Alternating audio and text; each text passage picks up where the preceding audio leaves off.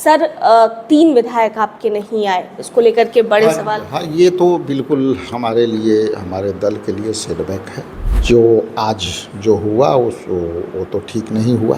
BJP के जहाँ सरकार होती है और जहाँ बीजेपी होती है, विधायकों को, सांसदों को वोट के समय में डरा के, उनको कोई ना कोई प्रलोभन दे के या उनको हाउस अरेस्ट करके रखते हैं। तो मुझे पूरी आशंका है कि हमारे विधायकों को डराया गया, उनको हाउस अरेस्ट करके रखा गया, लोभ और प्रपंच से फंसा के रखा गया। वो 3 विधायक हैं, उनकी चोरी कर ली गई है बीजेपी के द्वारा, और जब वो सामने आएंगे तब सारी बातें खुलासा हो। आगे जो विधायक नहीं आए उन पर क्या कार्रवाई आपकी पार्टी की ओर से? देखिए, जीते हुए जनप्रतिनिधियों की कार्रवाई के लिए एक अलग प्रक्रिया है, कार्रवाई तो निश्चित होगी। बिहार में आज राज्यसभा चुनाव को लेकर वोटिंग हुई और इस वोटिंग में 4 महागठबंधन के विधायक नहीं पहुंचे। 3 कांग्रेस के विधायक गायब थे, वहीं 1 आरजेडी के विधायक नहीं आए। ऐसे में खास बातचीत करने के लिए हमारे साथ बिहार प्रदेश कांग्रेस कमेटी के अध्यक्ष राजेश राम मौजूद हैं। सर, 3 विधायक आपके नहीं आए, इसको लेकर के बड़े सवाल। हाँ, ये तो बिल्कुल हमारे लिए, हमारे दल के लिए सेटबैक है। जो आज जो हुआ वो तो ठीक नहीं हुआ, लेकिन साथ ही साथ ये भी देखना होगा कि बीजेपी के जहाँ सरकार होती है और जहाँ बीजेपी होती है, विधायकों को, सांसदों को वोट के समय में डरा के, उनको कोई ना कोई प्रलोभन दे के या उनको हाउस अरेस्ट करके रखते हैं। पिछले के भी घटना को आप स्मरण करेंगे तो ये बात स्पष्ट हो गई। तो हमारे विधायकों को किस हालत में कहाँ रखे हुए हैं, चूँकि हम 13 तारीख तक 12:30 बजे रात तक हमारी कई विधायकों से संवाद हुई और उस संवाद में उन्होंने एकदम एकजुटता से साथ थे, लेकिन अचानक से 13 तारीख के बाद से, मतलब 14 के सुबह से एकदम ट्रेसलेस हो गए। हम लोग लगातार मैसेज करता रहा, बात करने का कोशिश किया, तो मुझे पूरी आशंका है कि हमारे विधायकों को डराया गया, उनको हाउस अरेस्ट करके रखा गया या लोभ और प्रपंच से फंसा के रखा गया। क्योंकि देखिए, बीजेपी या तो इलेक्शन में वोट चोरी करवाएगी, यदि विपक्ष के कुछ जीत के आ जाएंगे तो उनको इसी तरह से कृत जो है हाउस अरेस्ट करके, प्रलोभन दे करके, हमारे विधायकों को भी उन्होंने चोरी कर लिया है। वो 3 विधायक हैं, उनकी चोरी कर ली गई है बीजेपी के द्वारा, और जब वो सामने आएंगे तब सारी बातें खुलासा हो।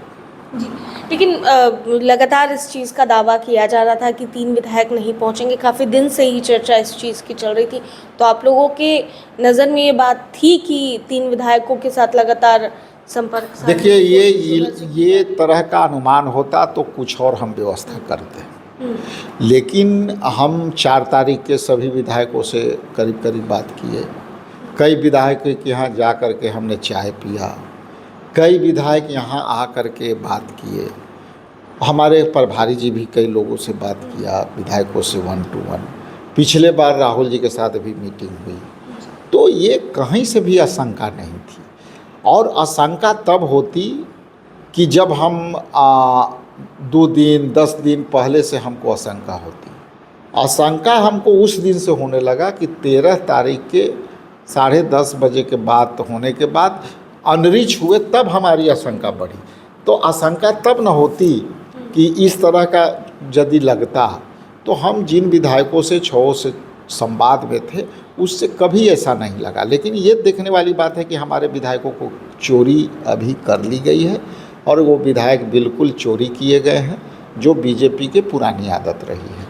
आगे जो विधायक नहीं आए उन पर क्या कार्रवाई आपकी पार्टी की ओर से? देखिए, जीते हुए जनप्रतिनिधियों की कार्रवाई के लिए एक अलग प्रक्रिया है, कार्रवाई तो निश्चित होगी, इसमें कोई डाउट नहीं है। लेकिन हमारे नेतृत्व और इसके जो लीगल साइड से जो है, हम अपना राय लेंगे लीगल में, और लीगल में राय लेकर के देन हम उसको आगे की प्रक्रिया करेंगे, लेकिन कार्रवाई हम करेंगे।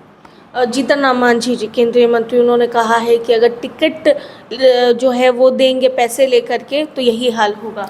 देखिए, टिकट जो है जीतन मांझी जी से पूछिएगा कि राजेश राम जी पूछे हैं कि आपकी पार्टी कैसे चलती है, बिन पैसे की चलती है, और आपका पार्टी का चंदा कितना आता है, आप डिक्लेयर कभी किया है?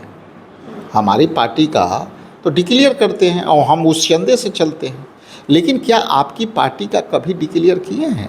सार्वजनिक करना चाहिए। दूसरी बात, जो लोग पैसे लेकर के टिकट देने के आरोप लगाते हैं वो परिवार से बाहर टिकट क्यों नहीं देते हैं?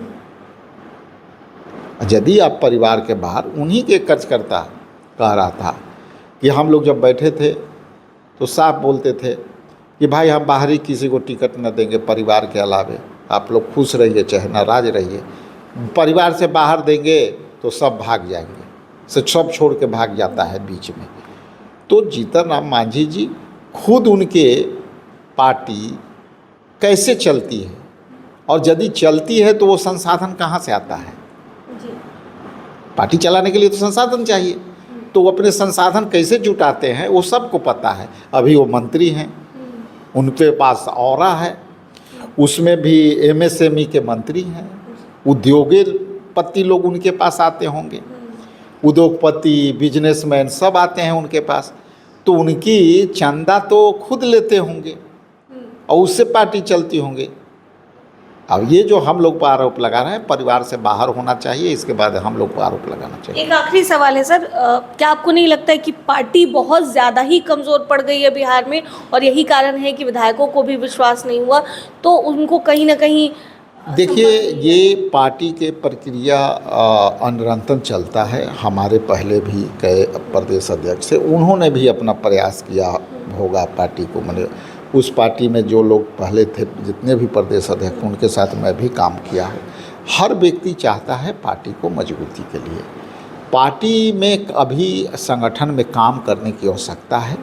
ये ज़रूर कहूँगा कि संगठन में यदि ईमानदारी से काम किया जाए तो अभी हम विपक्ष के रूप में यदि ताकतवर तरीक़ा से काम करें, अभी हमारा संगठन सृजन का काम शुरू है और हम लोग 12 तारीख को उस पर एक दिल्ली में बैठक हो गई है, समीक्षा हो गई है, और हमारे कई ऐसे जिला अध्यक्ष नए आएंगे, नए ऊर्जावान आएंगे, युवा आएंगे, तो हम लोग लगे हुए हैं कि संगठन सृजन का काम हम लोग तेज़ी से करके और संगठन पर। लेकिन आपके सवाल के मैं सहमत हूँ कि पार्टी में अभी काम करने की आवश्यकता है। बहुत बहुत शुक्रिया बातचीत के लिए। तो देखिए, 3 विधायक कांग्रेस के नहीं पहुंचे और इसको लेकर के अब जो है क्या कुछ कहते नजर आए हैं बिहार प्रदेश कांग्रेस कमेटी के अध्यक्ष राजेश राम, और आगे देखना होगा कि पार्टी की ओर से क्या कुछ कार्रवाई उन विधायकों पर की जाती है। कैमरा पर्सन बबलू के साथ मैं दक्षा प्रिया, दर्श न्यूज़।